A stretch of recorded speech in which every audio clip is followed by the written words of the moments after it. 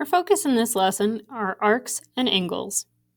Specifically, we're going to focus on some angles that happen inside of a circle when we create some rays or other line segments that create an angle inside. So we're going to call this one an inscribed angle, and it's inscribed when it has a vertex on the edge of the circle, and then it intercepts the other side of the circle at these endpoints. And then this arc that's in the middle, we call that an intercepted arc. Now, this has an interesting property that the inscribed angle, angle ABC in this case, is exactly half of the measure of the arc. So this arc measure out of 360 degrees is going to be exactly double the angle measure for the inscribed angle.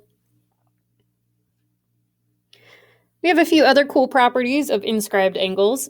So because it has that relationship with the arc, if I have two inscribed angles with the same intercepted arc, they have to both be half of that arc, which means that they have to also be congruent.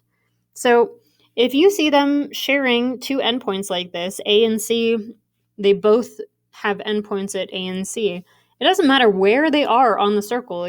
Like the vertex could be all the way over here, and it would be exactly the same congruent angle. Kind of a fun property there. Another interesting one is if you happen to have a 90-degree angle for your inscribed angle, that means that your intercepted arc has to be exactly 180 degrees, which is half of the circle. It's a semicircle, which also means that it forms a right triangle, and this hypotenuse must be a diameter of the circle.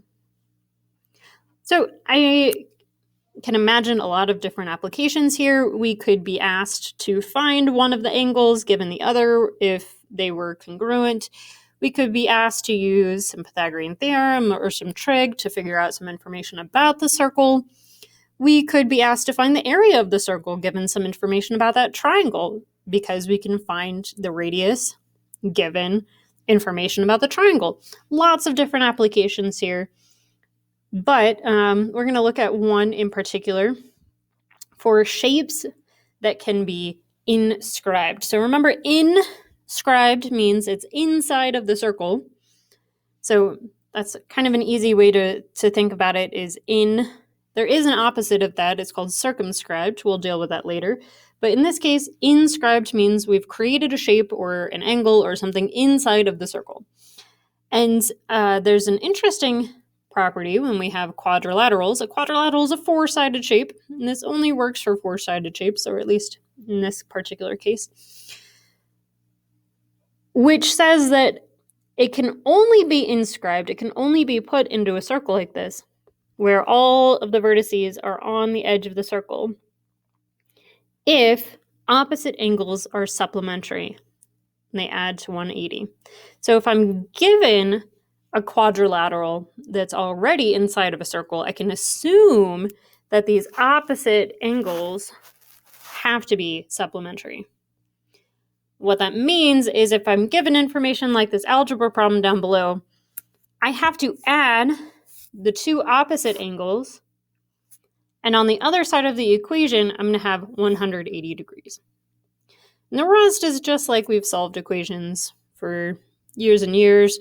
We combine the like terms, we get x by itself, and we solve. Same thing on the other side. So even though I wasn't given any information about the angles there, I have to, by definition, they have to add together to equal 180 degrees. And even with absolutely no information about the angles except how they're related to each other, I was able to figure out that y is 15. Now, here, I only found the variables.